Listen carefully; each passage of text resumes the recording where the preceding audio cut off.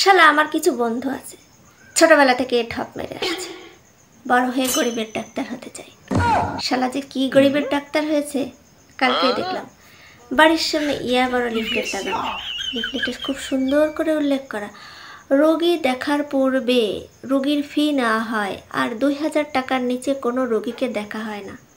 শালা ডাক্তার তো হলি, তাই গরিবের ডাক্তার না হলে হচ্ছে বড় লোকের ডাক্তার। ছোটবেলা থেকে ঠপ মেরে মেরে সেই বড় লোকের ডাক্তার যখনই হবে, এই ঠপগুলো কেন মারলি? ডাক্তার কথা তো বাদই দিলাম। সেটা বলতো, স্যার আমি বড় হয়ে শিক্ষা করতে চাই, বিনা বেতনে সবাইকে পড়াতে চাই, আমার পড়াতে খুব ভালো লাগে।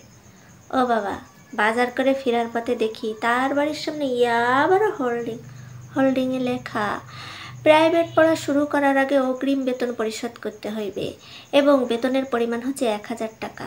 সে নাকি এবার বিনা বেতনে ছাত্রছাত্রীদের পড়াবে। মানে এরা যে ঢপগুলো মারে, এই ঢপগুলো মারার আগে একবার চিন্তা করে না যে ভবিষ্যতে এদের ঢপের আকারটা কত খারাপ হইতে পারে।